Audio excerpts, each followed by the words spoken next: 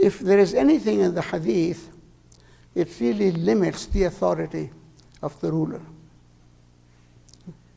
Nothing that says what the ruler should do, but what the ruler cannot do. Okay?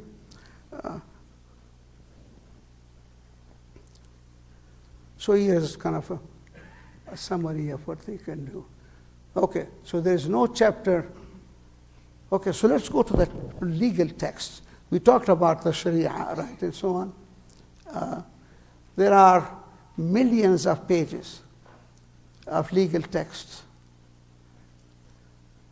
and they all start with worship, the tawheed and the prayer and the cleanliness and so on. None of the classical texts have a chapter talking about a state. None. And as I said, there are millions of pages of those things. Well, this is just a couple examples that if there are some, they are topical and so on. There are no institutional structures. Remember I went through a thing from the American Constitution. What are the kinds of things you need to do? So you need structures for those. There are no structures defined in the legal texts. There is no revenue system. Remember I went through you need three things, one of which is how do you maintain yourself? So you need a legal structure. Well, actually the ulama, the scholars, kind of considered any kind of a taxation other than the zakat as illegitimate. They said, well, you can tax people on a particular situation for a particular purpose, but not in general. So you don't pay money to the government to do whatever they want to do with it. But if there is a war going on, they can collect money for the war effort. If they want to build a road, you can collect money to build a road, and so on. But the scholars in general say the state, if you have one, has no authority to just tax people for their own purpose, which is another reason why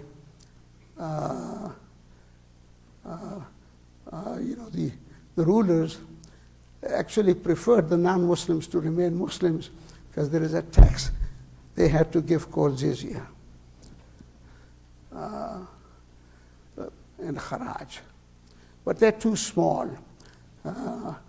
not big enough to really run a state. But guess what? If you keep on expanding, you have money coming in because you take the property and so on, and the weaponry and the horses and so on of the people you have defeated. So as long as you are expanding, you have money.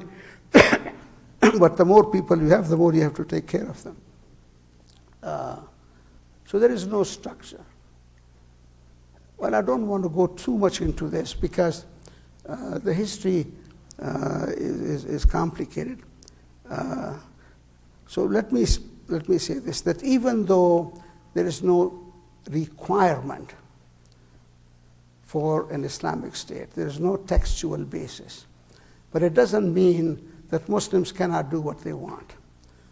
So they established governments, and these were all wars, often among themselves. This group takes over from that group and so on. But an institution developed that they would call khilafa or caliph.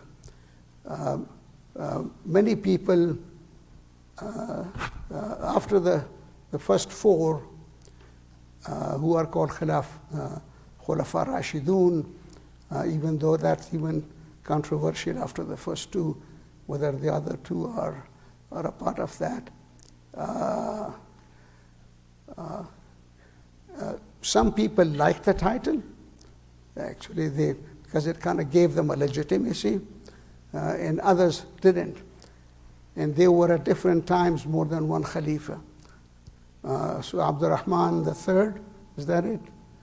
if Karima was here, she can correct me, from the Banu Umayyah who went to Spain. He declared himself the Amir al-Mu'mineen and a Khalifa. So there were people calling themselves whatever they wanted to. So at times, just like we had more than one Pope, we had more than one Khalifa.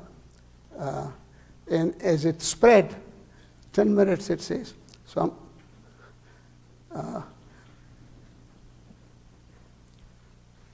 let me give you my take on my understanding. As long as we had the Muslims and the leadership was chosen from a limited group of people that knew the Prophet and so on, it was easy to even debating choosing someone.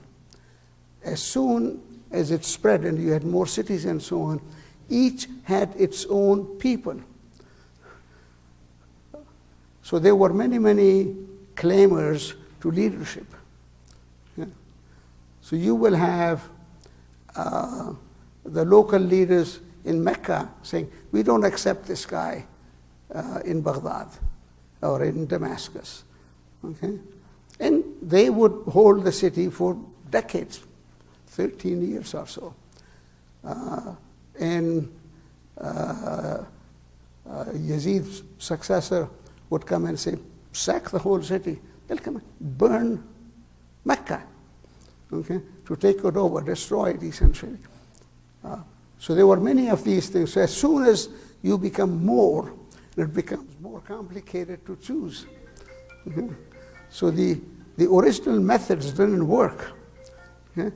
And they did not establish a system where you say, how do you manage this fast increasing in size and so on? So nature took over, right? So you had all these different leaders, and if someone wanted to be the leader of a given area, they'll control it and then appeal to a caliph to say, well, appointed me a sultan. Okay? So the title of sultan came very quickly. So you will have, well, the Sultan of Syria, which, by the way, automatically included Palestine, the Sultan of Egypt. Okay, so you have many, many of these sultans, but they would first take over and then said to the caliph, well, give me the title of sultan. So many of these sultans, and since I don't have too much time, I want to mention to you that when the things got much more complicated, it broke up into many things, but nominally they would read the name of the sultan in the khutbah until it completely fell apart and you had the so-called three gunpowder empires.